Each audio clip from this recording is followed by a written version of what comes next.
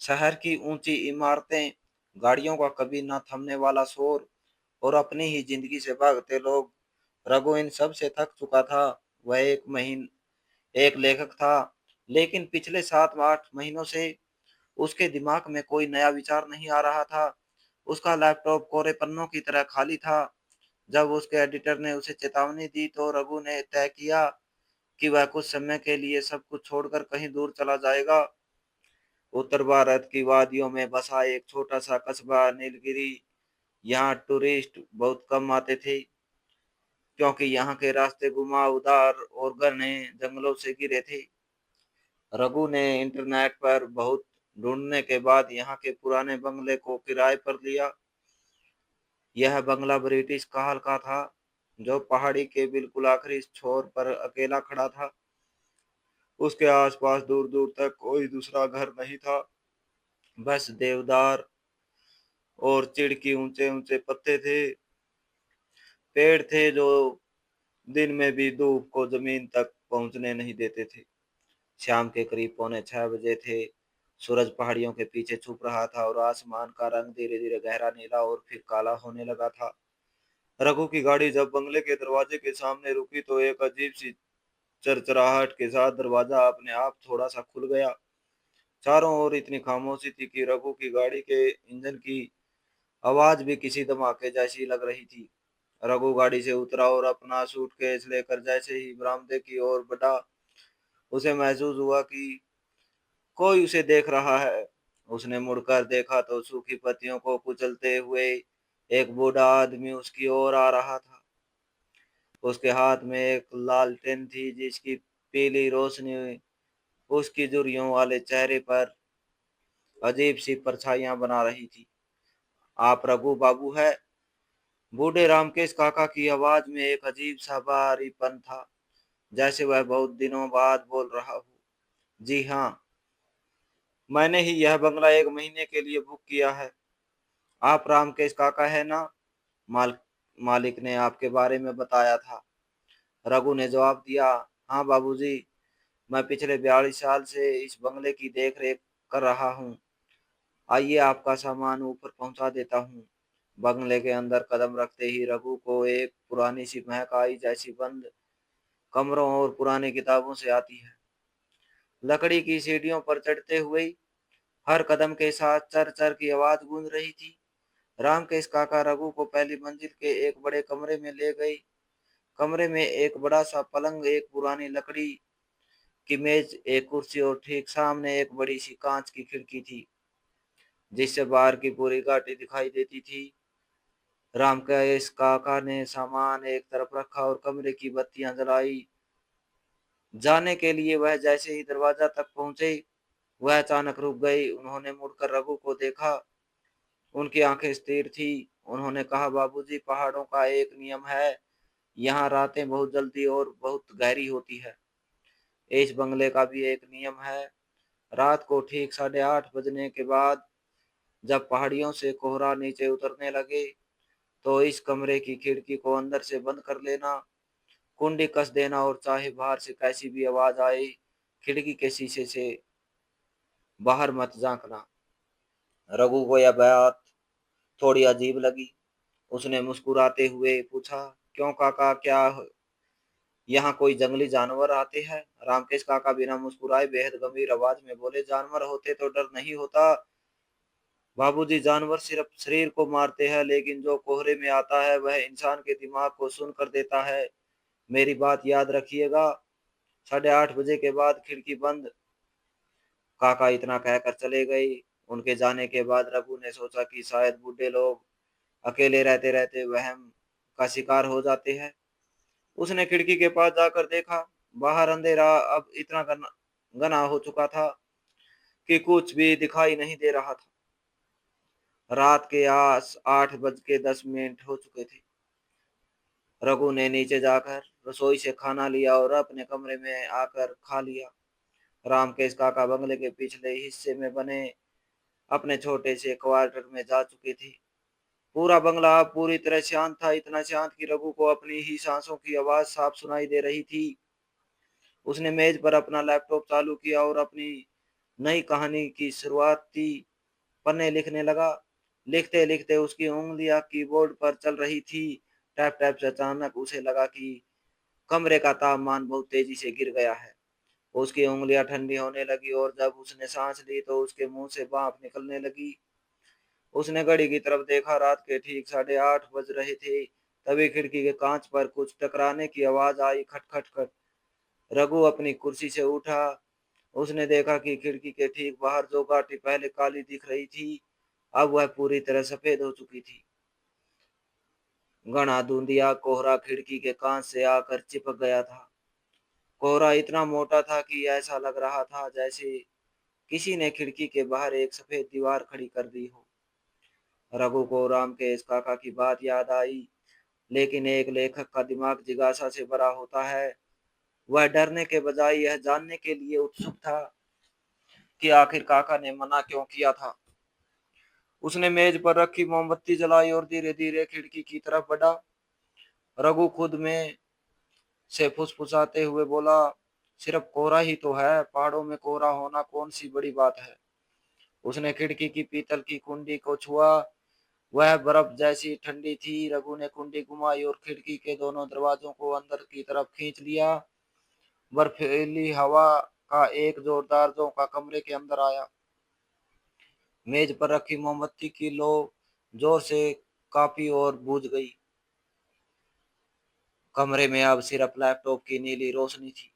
रघु ने अपनी जैकेट के कॉलर को ऊपर किया और खिड़की से नीचे बगीचे की तरफ देखने लगा। कोहरे के समंदर में सब कुछ धुंधला था, लेकिन तभी उस सफेद धुंध धुंध के बीच रघु को एक मध्यम पीली रोशनी दिखाई दी। वह रोशनी स्थिर नहीं थी, वह धीरे धीरे हिल रही थी, जैसे कोई उसे हाथ से लेकर चल रहा हो। रघु ने अपनी आंखें सिकोड़ी और ध्यान से देखा। वह एक लालटेन थी और उस लालटेन को पकड़े हुए एक साया आगे बढ़ रहा था। वह कोई लड़की थी। उसने एक लंबा हल्के रंग का लिबास पहना रखा था। उसके बाल खुले थे जो हवा में उड़ रहे थे। वह बगीचे के बीच बने एक पुराने रास्ते पर धीरे धीरे चल रही थी। अजीब बात यह थी कि सूखी पत्तियों पर चलने के बाद भी कोई आवाज नहीं आ रही थी। रघु ने खिड़की से थोड़ा बाहर झुक कर आवाज दी, अरे सुनिए, कौन है आप। इतनी रात को वहां वो हुआ करती अचानक रुक गई। उसने बहुत धीरे से अपना सिर ऊपर उठाया। लैपटॉप की वह नीली रोशनी जो खिड़की से बाहर जा रही थी, सीधे उस लड़की के चेहरे पर पड़ी। उसका चेहरा बिल्कुल सफेद था, जैसे उसमें खून की एक बूंद भी ना हो। उसकी आंखें बड़ी और काली थी, लेकिन उन आंखों में कोई गुस्सा या डर नहीं था। उनमें एक बेइंतहा दर्द था, एक ऐसी गुहार थी जिसे शब्द नहीं मिल रही थी। उसने अपना खाली हाथ रघु की तरफ उठाया। उसकी उंगलियां कांप रही थी, वह कुछ कहना चाहती थी। उसके होंठ हिले, लेकिन आवाज रघु तक नहीं पहुंची। और अगले ही पल हवा का एक तेज झोंका आया। कोहरा और घना हुआ और वह लड़की उसी धुंध में गायब हो गई, जैसे वह कभी वहां थी ही नहीं। रघु वहीं सुन खड़ा रहा। उसका दिल जोरों से धड़क रहा था। यह कोई भ्रम नहीं था, उसने उसे साफ देखा था। पूरी रात रघु सो नहीं सका। जब भी वह आंखें बंद करता, उसे वह सफेद चेहरा और वह बेबस आंखें दिखाई देती।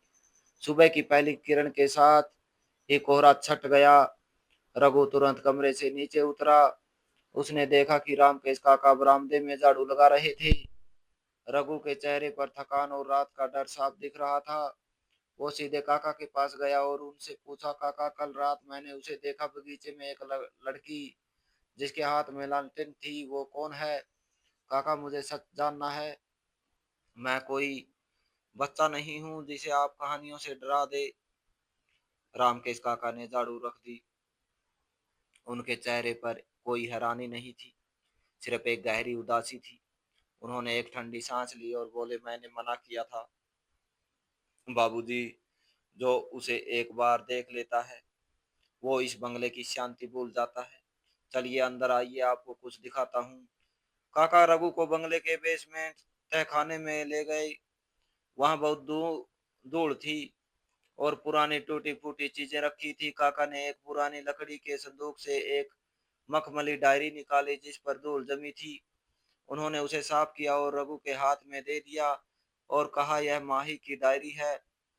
बाबूजी, माही इस बंगले के मालिक ठाकुर साहब की इकलौती बेटी। आज से 6 साल पहले वह यहाँ आई थी, बिल्कुल आपकी तरह शहर से दूर कुछ दिन बिताने। वो बहुत जिंदा दिल लड़की थी।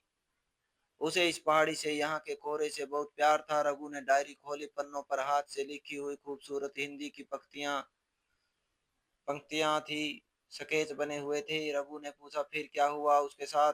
काका ने बताया, 6 साल पहले नवंबर का महीना था। माही की शादी तय हो चुकी थी, लेकिन एक रात उसका अपने मंगेतर से फोन पर बहुत झगड़ा हुआ। वो रो रही थी। रात के ठीक 8 बजे, जब ऐसा ही घना कोहरा था, वह गुस्से में अपने हाथ में एक लालटेन लेकर बंगले से बाहर निकल गई। ठाकुर साहब और मैंने उसे बहुत रोका, लेकिन उसने नहीं सुना। काका की आवाज भारी हो गई। रामकेश काका कुछ पल रुके, फिर बोले, उस रात के बाद वह कभी नहीं लौटी। पुलिस आई, खोजी कुत्ते आए, पूरी पहाड़ी छान मारी गई, लेकिन कुछ नहीं मिला। बस 4 दिन बाद बगीचे के कोने में बने उस पुराने सूखे कुएं के पास उसकी वह लालटेन मिली। ठाकुर साहब यह सदमा बर्दाश्त नहीं कर पाए और दिल का दौरा पड़ने से उसकी मौत हो गई। तब से यह बंगला सूना है और तब से ही हर कोहरे वाली रात को माही ठीक 8:30 बजे यहाँ आती है। वह अपनी उस आखिरी रात को दोबारा जीती है, अपनी खोई हुई जिंदगी ढूंढती है। रघु डायरी के पन्नों को पलट रहा था। अचानक उसकी नजर डायरी के आखिरी पन्ने पर पड़ी। उस पन्ने पर तारीख लिखी थी, 17 नवंबर 2019, और नीचे लिखा था, मुझे यहाँ डर लग रहा है। कोई है जो रोज रात को मेरी खिड़की के बाहर खड़ा रहता है। पापा को लगता है कि यह मेरा वहम है, लेकिन मैं जानती हूँ कोई इस बंगले के अंदर का ही है। रघु ने चौंक कर काका की तरफ देखा, लेकिन काका तब तक बेसमेंट की सीढ़ियां चढ़कर ऊपर जा चुकी थी। रघु के दिमाग में घंटी बजी। अगर माही अपने मंगेतर से झगड़कर बाहर गई थी, तो उसने डायरी में यह क्यों लिखा कि बंगले के अंदर का ही कोई व्यक्ति उसे डरा रहा था। सस्पेंस अब रघु के सिर पर चढ़कर बोल रहा था। उसने तय किया कि आज रात वह सिर्फ खिड़की से देखेगा नहीं, बल्कि उस सच का सामना करेगा जो पिछले 6 सालों से इस बंगले में छुपा हुआ है। दिन ढला और रात के ने एक बार फिर अपना काला साया फैला दिया। रात के 8 बजे से ही कोहरा पहाड़ियों से उतरकर बंगले को घेरने लगा। रघु अपने कमरे में तैयार खड़ा था। उसने अपनी जेब में एक टॉर्च रख ली थी। ठीक 8:30 बजते ही कमरे की हवा बर्फीली हो गई। खिड़की के कांच पर कोहरे की परत जम गई। रघु ने बिना देर किए खिड़की खोली। नीचे बगीचे में ठीक उसी जगह लालटेन की रोशनी दिखाई दी। रघु इस बार डरा नहीं। वो तेजी से कमरे से बाहर निकला, सीढ़ियों से नीचे उतरा और बंगले का मुख्य दरवाजा खोलकर सीधे बगीचे में आ गया। कोहरा इतना घना था कि टॉर्च की रोशनी भी बेकार साबित हो रही थी। वो सिर्फ लालटेन की उस धुंधली पहली रोशनी के सहारे आगे बढ़ रहा था। रघु तेज आवाज में बोला, माही, मैं यहाँ हूँ। मुझे बताओ तुम्हारे साथ क्या हुआ था। तुम्हारी डायरी में जो लिखा है उसका क्या मतलब है? वह आकृति रुकी।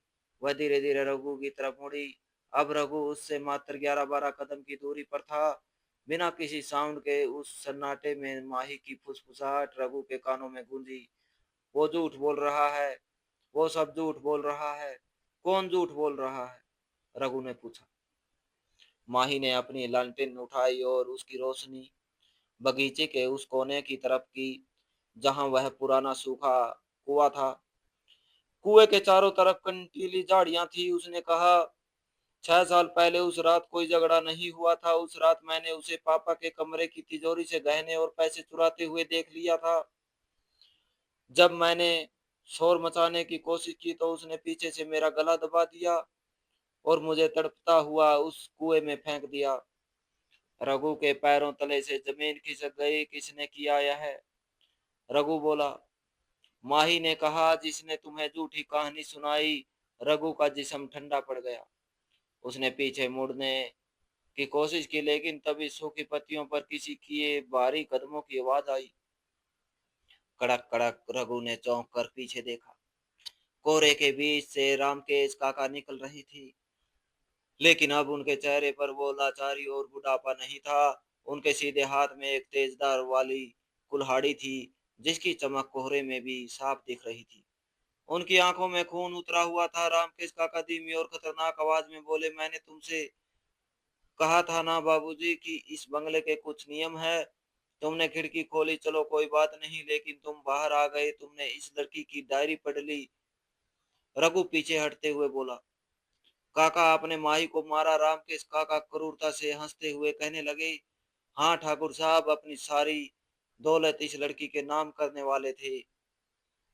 मैं 42 साल से यहाँ गुलामी कर रहा था, मुझे क्या मिलता।